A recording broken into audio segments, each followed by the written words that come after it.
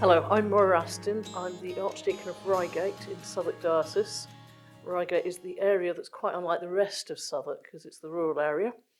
And my connection with St Augustine's is I'm one of the tutors for church history. And also I encourage students who are training for ministry locally to go to St Augustine's. Being an archdeacon's quite busy, but I find it's really important to spend some time doing something else.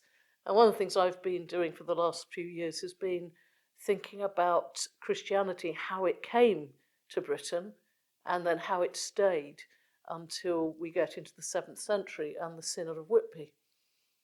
I had the joy of a sabbatical last year, and I used it to visit all sorts of places in Israel where we read about those places because of John's Gospel.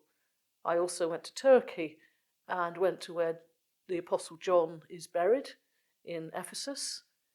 And I also went to another place where Polycarp, who'd learned his Christianity from John, lived and was killed. I'm putting it together in a book which I think will be called From Nazareth to Northumbria, a mixture of travelling tales of these places, but also getting a picture of what people were like and what they believed in those places, all the way from the Middle East through to Roman Britain, across to Ireland, back to Iona, and eventually coming to the Synod of Whitby in 664. One of the fascinating things I discovered on my travels was when I went to Ireland. I went to the far end of Kerry, almost as far as you can go in Europe. And there I went to an ancient site. All you could tell of it as an ancient site was it had two stones which had been carved in the 6th century. One of them had on it a cross and what looked a little bit like a pigeon, but had been interpreted, and probably truly, as a peacock. And the cross in a circle with tassels has been, again, I think, rightly interpreted as a liturgical fan. Such fans had been used in the Eastern Mediterranean to get the flies away and to keep the priest cool.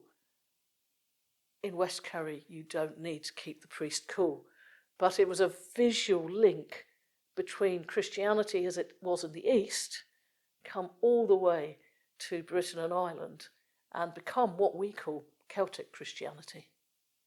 Another aspect of church history is understanding how much of church history is what really happened and how much is a story we tell ourselves based loosely on what happened. So, for example, many people today will think of the period before the Norman Conquest as very dark. We don't know a lot about it. Then they'll think that maybe when the Saxons came in, everybody who lived in what would become England fled west. Mainly they think that because they were told that story at school, and that story was told very loudly by the Victorians as part of their understanding themselves as a nation of empire. I find it fascinating looking at the archaeology and the documents that there are still from that period. We call it the Dark Ages, but it was nowhere near as dark as people think. That actually there's a very different story to be told from the evidence. And so for the last 10 or 15 years, I've been looking into what we know about Christianity in this country before Augustine. So, for example, not far from where I am now in Kent, there's a place called Eccles. Eccles comes from the Greek word ecclesia, which means assembly, and was used by the early church for church. Why is there somewhere called Eccles in Kent?